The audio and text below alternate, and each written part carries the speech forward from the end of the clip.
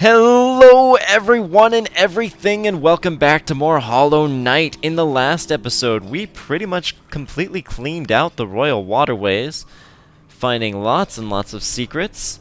In this episode, I just want to draw attention to how hilarious it is that this bench is ever so slightly askew, and the knight isn't like shifting his weight to sit upright. He's sitting at such this perfect angle. It is adorable. And I love him. It's one of the many things that just makes him so cute. In this episode, we are going to explore off to the east, or to the right, I guess. Oh, good. We've already gotten the Flukemon entry. Oh, goodness. We are going to head off in this direction because last time we flipped a mysterious switch, which didn't have a very clear purpose. Let me see if I know where I am here. I don't know if I know where I am. I think this is the right way, but that's gonna take me up, so this is definitely not the right way. Gosh, I really, I don't like the Royal Waterways. I'm so glad we're almost done with them. Here we go. Begging your pardon, misters. Oh, and yeah, there I forgot I did, but I've equipped the Fluke Nest charm, which is going to make it so that our own abilities are going to be very different. The Fluke Nest does a lot more damage in total than the Vengeful Spirit. However, that's only if every single fluke that you fire off actually lands, which is most likely not going to be the case. Ow. Okay, we got acid water. Thought we'd seen the last of that a little while back, but oh well.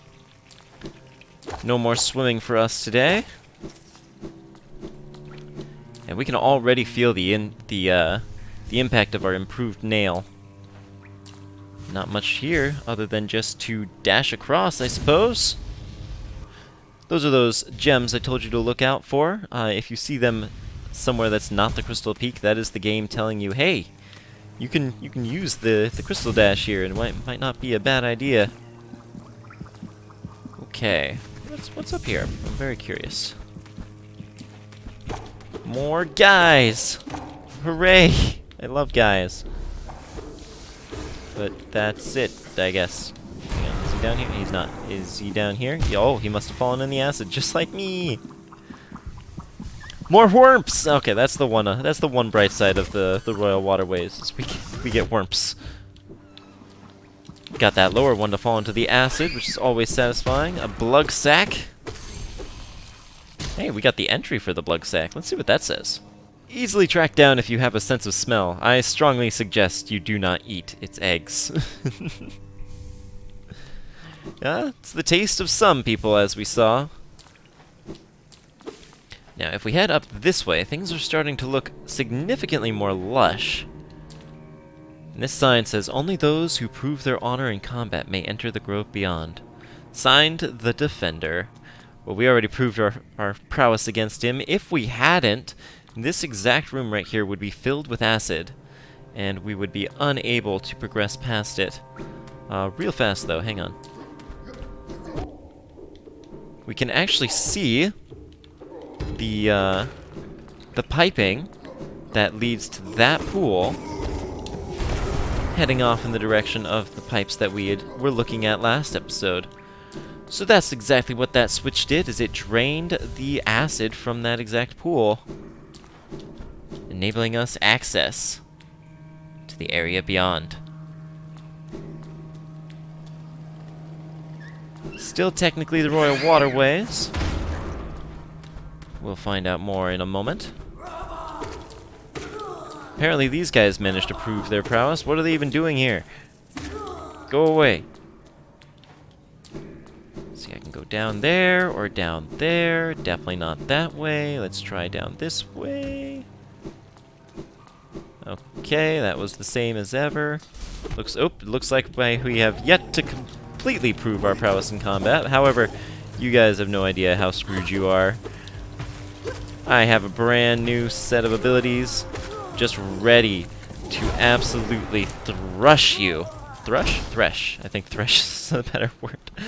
What's a thrush? A thrush is like a rodent. Although, I mean, I guess to a lot of bugs, a rodent could be pretty scary. Right? I trash talk well. We are in Isma's Grove. The greenest place we've seen since Greenpath.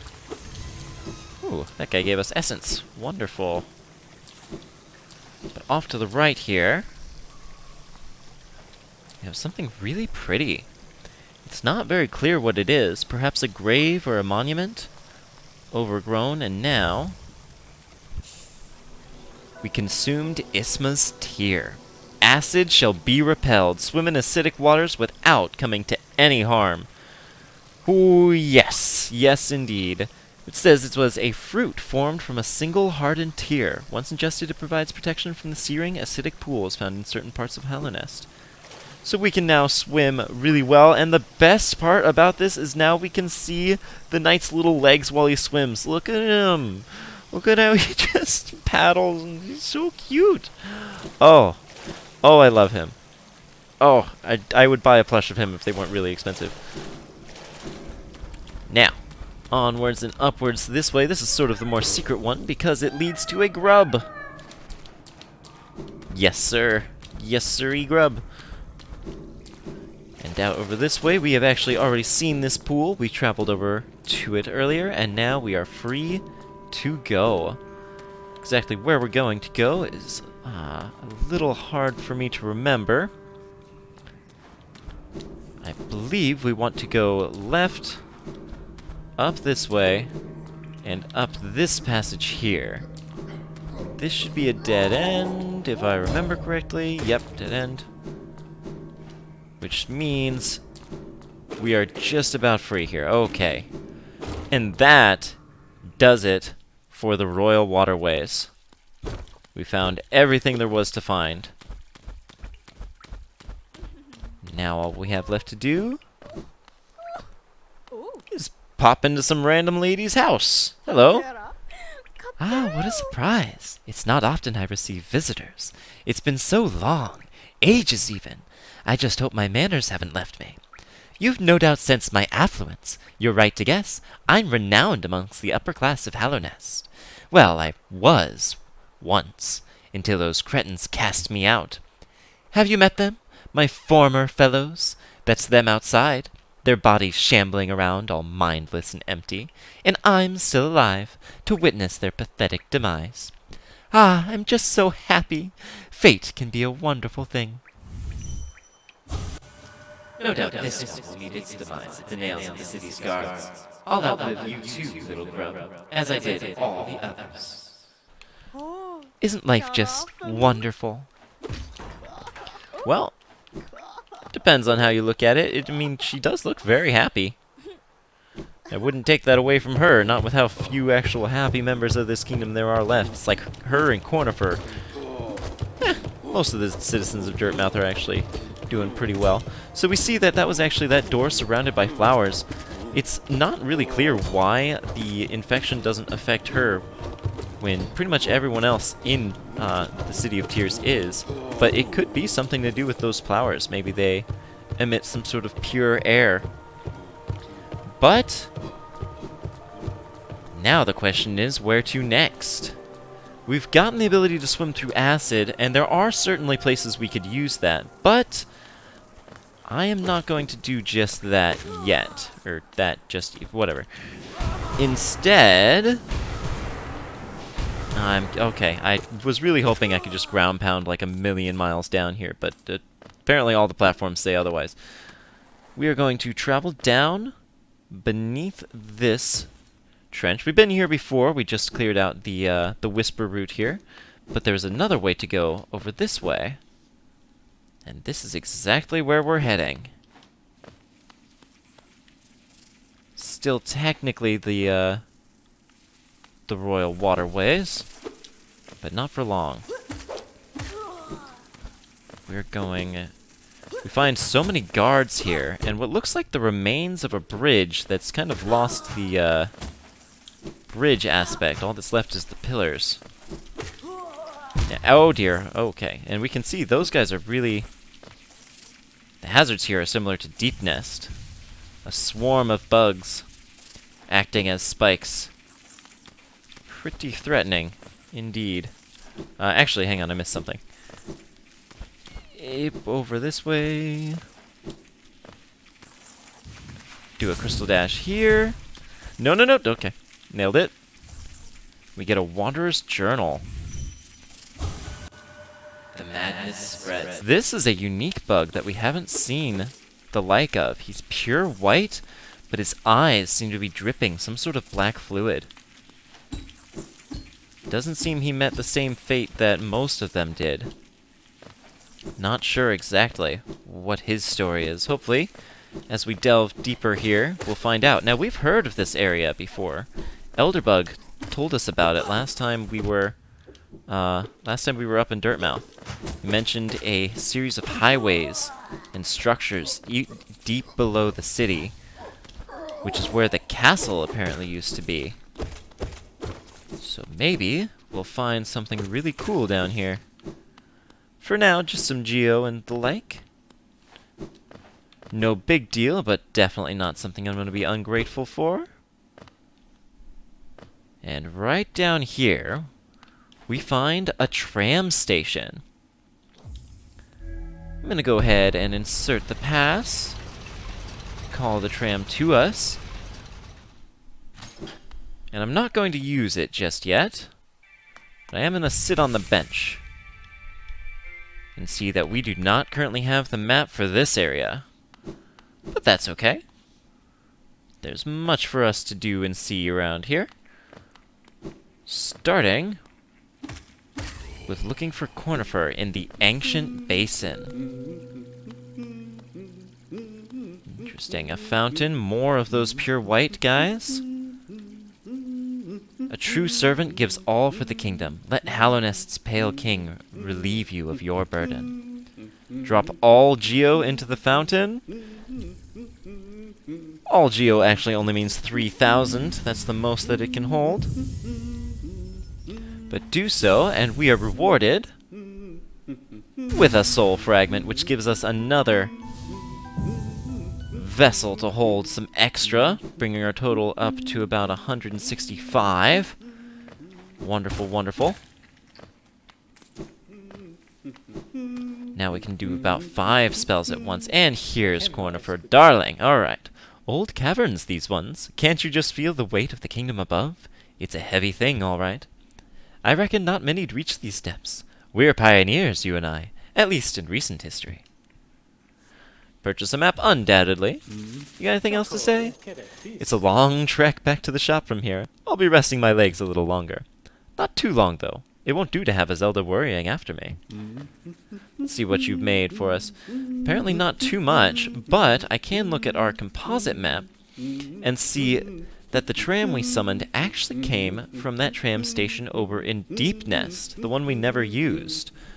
So it is really cool to have that mystery answered now, and should we ever want to explore Deep Nest, we've got a bit of a more accessible means. At least from where we stand now, anyway. Now, what should we do next?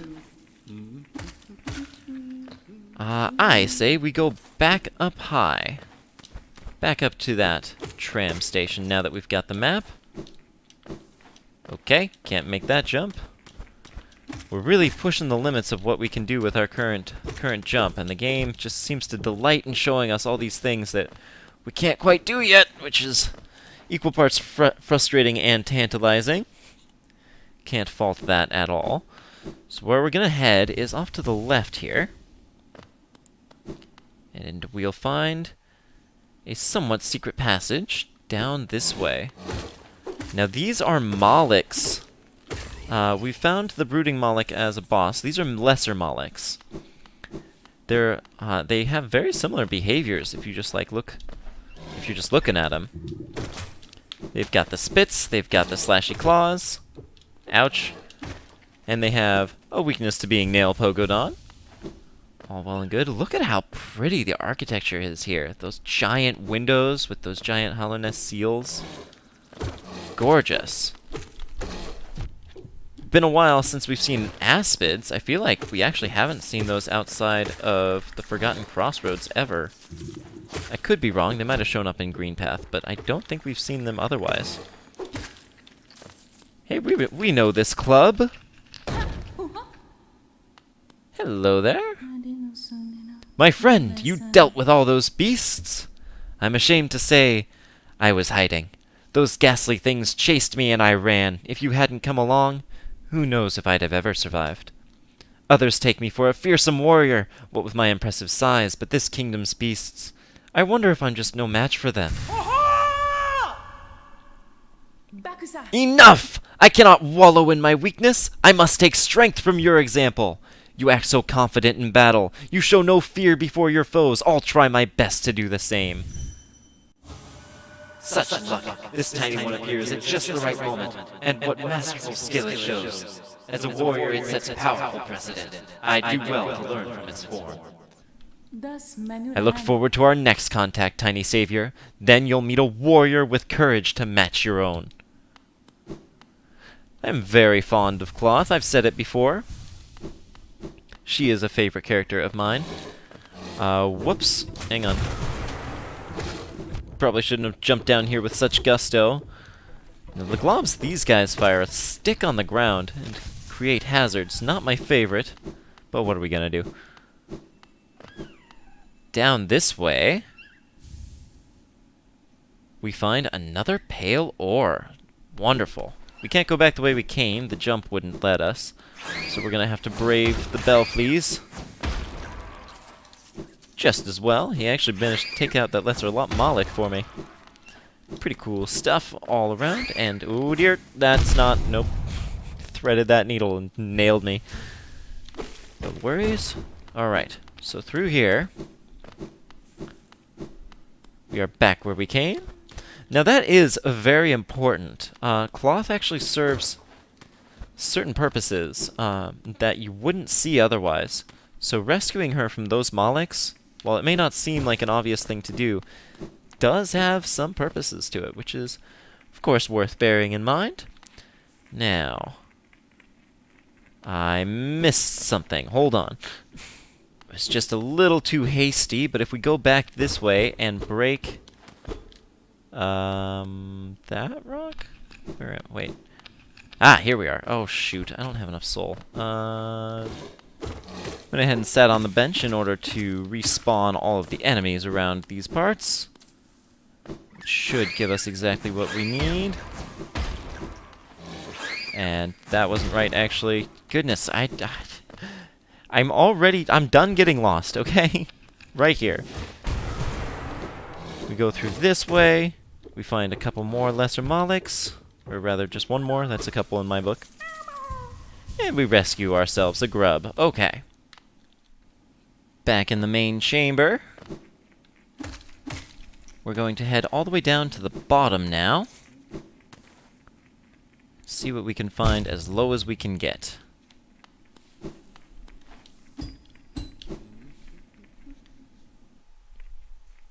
Deep, deep down. It just keeps going further. It is amazing how far down this entire kingdom spreads. If we go this way, we find another higher being tablet. Our pure vessel has ascended. Beyond lies only the refuse and regret of its creation. We shall enter that place no longer. A door marked with the seal of the king, if those 4 prongs are anything to go on. Seems we can't explore further down. But that's probably just for the better. It's got a very oppressive air down here. We're going to stay just a little higher than that as we venture off to the left here. We've got a geo bench, which I cannot recommend sitting on enough.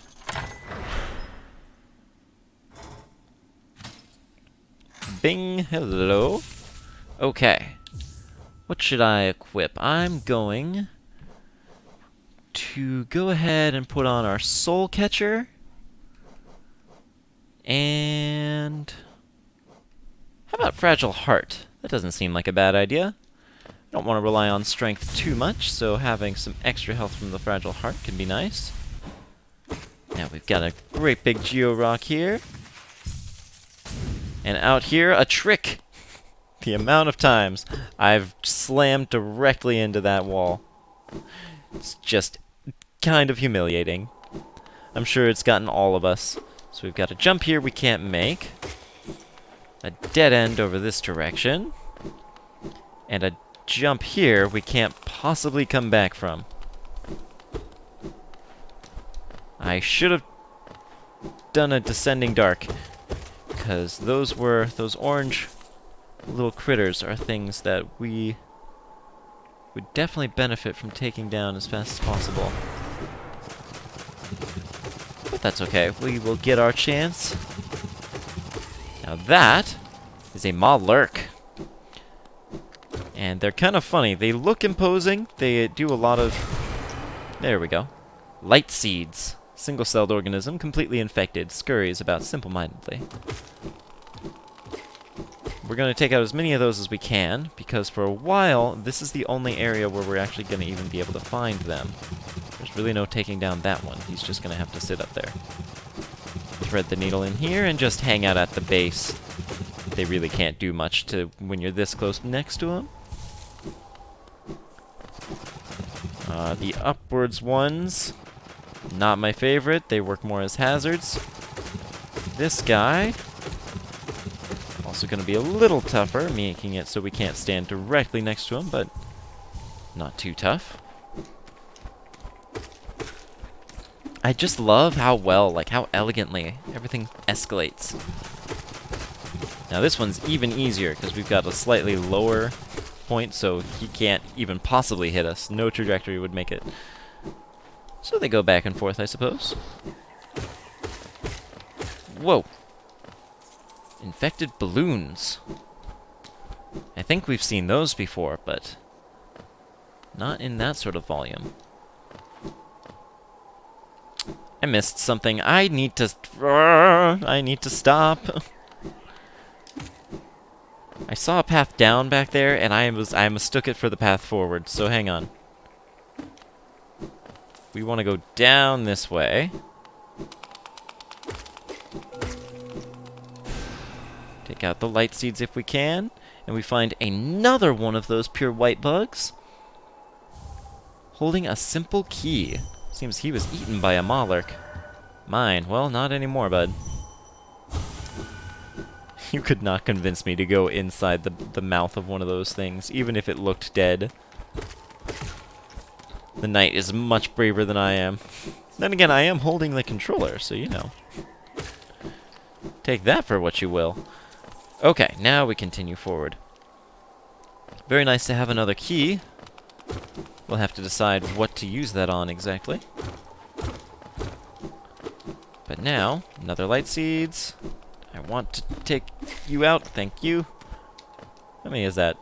8 more. Alright, not bad, not bad. We'll take minimal grinding to get the rest. Now, off to the left here, breaking that wall, very important. We find something that I don't think we've ever seen something more ominous than this. Not yet, anyway. Hello? Try and just, I guess we could just go. Oop. Maybe? Unfortunately, all of these light seeds don't count towards our journal, but it's fun to just break them anyway. Won't accomplish anything, but our foe. Hey look, it's me! Kinda, sorta, not really. You know what, let's just not dwell on that. We've got a lot of ground to cover. 7 attacks worth of ground, in fact, starting with the dash and slash. The aerial slash. The splashdown. The jump. The flail. The outbreak.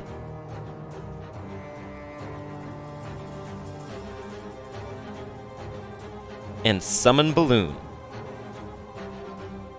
Honestly, the Broken Vessel probably sounds a good bit like Hornet just going by those attacks, and the skills the game is calling us to win are very much the same. For the dash and slash, you're probably getting tired of hearing about it, but maybe Team Cherry shouldn't have given this attack to so many bosses, huh? You ever think of that? You know the drill. Jump towards, not away from, and nail pogo for good measure. Next, the aerial slash is the exact same thing, but overhead. This is probably his easiest attack, since it's so heavily telegraphed and remarkably easy to both dodge and punish. Just don't jump and don't retreat. I like to hit him with a slash from underneath just to give myself that much more wiggle room. The splashdown is somewhat imposing, but it's one of many attacks that is simply easier to dodge the closer you are. When you see him pause way up in the air, dash over to right next to where he'll land, and you won't have to spare a thought for those 4 projectiles, especially if you knock him away from his landing spot so you can stand there instead. On the other hand, the jump looks simple, but this is where things get tricky. You may have noticed that this is his 3rd jumping maneuver, and while the last 2 are simple to dodge, their similar wind-up animations need that you need a strategy for dodging that keeps you safe from all 3. The best you can do is always dash towards the Broken Vessel when he jumps, so as to try and end up behind him. However, like many bosses who jump, it's not always clear whether he's targeting your position or just moving around. It's entirely possible that he is jumping to the exact spot that you're trying to dash to, and unfortunately, there's really just no substitute for reacting in this case. The timing is tight, but I believe in you. As long as you're more focused on evading than attacking, it shouldn't be a problem. Oh, but we're only like halfway done, aren't we? Right, well, next is the Flail. Now's a good time to bring up what makes Broken Vessel pretty unique among bosses, and that is his extreme susceptibility to knockback. Every hit you land on him will budge him away like the entire length of your nail. It's kinda nuts. Why do I bring this up now? Well, basically this attack's range is kind of less than the distance that he gets knocked back when you hit him. So as long as you're not being incredibly aggressive and staying right up in his face, every attack you land is already keeping you safe from this attack. As far as I can tell, the Flail is really only there to punish players who are overly cautious and won't seize the opportunity to attack. The Outbreak, on the other hand, is an absolute mess. This attack belongs in a bullet hell, not a hack and slash, but here it is. Thankfully, the amount of times he'll use this attack is set. He'll only use it when he's brought to 370 HP, 220, and 110. This attack also freezes his stagger counter and makes him immune to knockback. There are 2 ways you can go about dodging this. 1, you can flee to the edge of the screen, as far from the vessel as possible. From here, you only have to focus on the projectiles that fly the furthest, and are therefore the most telegraphed. The entirely unconventional nature of their trajectories makes this tactic a little difficult, but it shouldn't take too much trial and error to determine which blob is actually coming up underfoot. 2, only possible if your soul meter is full, is the much more aggressive approach. Park yourself right next to the Broken Vessel, wait until the first projectiles are breaking ground, and spam your ground pound. It takes 3 ground pounds to completely outlast this attack, so if you don't have that much soul stocked up, you're better off with the first tactic. But this one requires less actual skill at dodging, and does have pretty hefty returns for damage. His final attack, which doesn't actually really feel like an attack, is Summon Balloon. He'll only start doing this after he falls to 420 HP, at which point these infected balloons will start spawning at intervals of about once every 5 seconds. These things are practically not worth worrying about, as they only have 1 HP and they both despawn and stop spawning whenever the Broken Vessel uses Outbreak. Again, his uses of Outbreak are guaranteed, so as long as you're keeping the pressure up on him, these infected balloons are likely not even to be a factor. On top of that, they tend to just sort of run into your nail as you're attacking the boss anyway, so thankfully these guys are definitely no big deal. And it sure is nice that we're never really going to have to worry about these guys during a boss fight. Nope, definitely not. Now, game plan time, we want to be aggressive but restrained. The ease at which we can knock him back can make it tempting to just stay relentless, but you want to make sure to let up if you ever drive him into a corner. If you can't knock him away because his back is to a wall, he's likely to hit you with Flail, and you'll have much less time to react to his dash and slash. So give him some time to jump away from the wall. Of course, you'll always want to try and stay pretty centered yourself, only giving up the ground when he uses Outbreak. Healing is probably the only thing that's a struggle with this fight, as even while he's staggered, the infected balloons can still spawn, and may interrupt your healing. The frequency of his other attacks makes healing while he's not staggered an especially bad idea. However, his stagger stats are so low that you'll almost always benefit more from just keeping the pressure up and landing more hits, not to mention that it's a good idea to save your soul for countering his Outbreak attack. If you must heal, however, I recommend bringing along either Quick Focus or Defender's Crest. Remember, the infected balloons only have 1 HP, so the Defender's Crest will take them out no problem. Even still, try to only heal when he's staggered. Now, this guy has committed a massive faux pas copying our whole aesthetic. Let's teach him a thing or two, shall we? Now, this isn't actually the first creature we've seen around here that looks just like us. Not even if you don't count Zote. If you recall, after we beat Hornet, there was another one who looked very much like us and this person. Bug, I don't know. I suppose he's called a broken vessel, so we could call him a vessel. Seems reasonable. He's not too difficult, of course. Just wail on him. And that does that. There's a reason I didn't want to equip strength. Get the achievement release for defeating him.